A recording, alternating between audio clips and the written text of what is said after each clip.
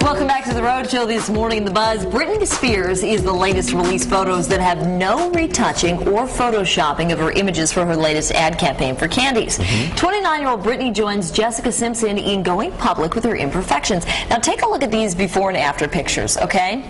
Now I'm going to give you a minute here because on the left side you can see Britney looks, you know, normal, like a normal girl, but she's got some bruising on the back of her legs. When she's facing the other way, she's got a little bit of cellulite.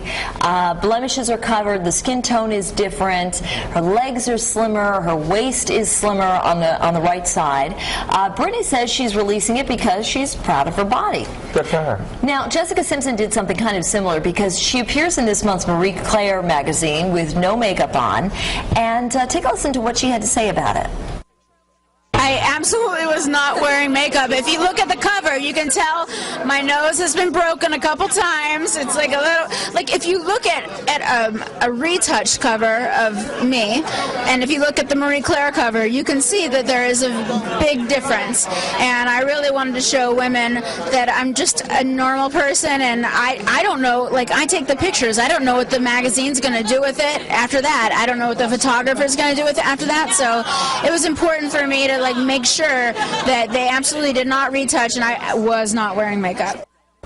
Very interesting. So what do you guys think? I mean, this is kind of like a little bit of a trend right now. I don't necessarily think this is going to change anything, because I think most women, you know, I probably wouldn't want to go. You guys are even wearing makeup. You know, most people don't want to go on camera without any makeup. So I don't think that this is going to spark a trend of like makeupless women. I think good for them, because once those photos are taken, as Jessica Simpson said, and she looks beautiful. I mean, they go through 20 different people before they make the cover, of people touching it up. So they almost have to come out and say, hey, don't touch this up. Let people see the real me. And I think it's great that they're doing that. I mean, when I lived in California, on occasion you run into celebrities at out and whatnot, and they're beautiful in person. But let's be honest. So they don't necessarily need all this touching. I think it's great. I think this is great because it's more natural. I ran into Rebecca Romaine Stamos before she was Stamos at the Super Bowl in New Orleans in '02. Patriots played the Rams. Anyway, I ran into her at the convention center, and I was like, "Is that?" And then I saw her. She didn't look quite the same. Nothing like this, like you see on TV or in the magazine. But that's still beautiful in person. Well, yeah, but not as beautiful as as I saw her on the cover of Vogue a week earlier. Right. She had the acne, and she had like a shorter get up on, and I saw stretch marks and cellulite. It's like, okay. I remember calling my wife and saying, "Whoa, you'll never believe who I just saw. They didn't look anything like the person you saw in the magazine." Would be, especially these young girls. Like Britney's been in the spotlight since she was 15. I mean, every time you go out in public, people are snapping photos. They're waiting for you to bend over at the beach and get this.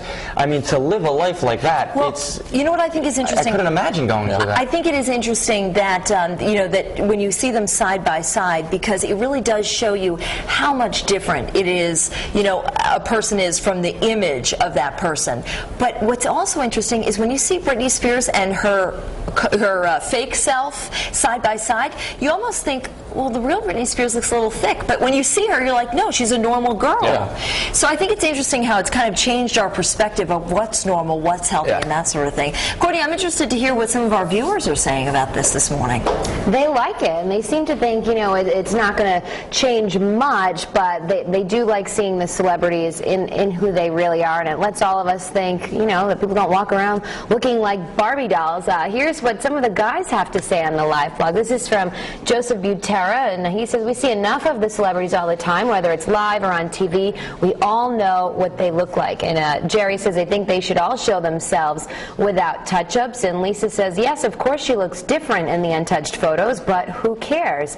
And Aaron S. says they want us to believe they are, quote, normal. This gives them an opportunity to prove it. Here's our poll here on FoxProvidence.com. Do you think unaltered photos of celebs will affect people's body image?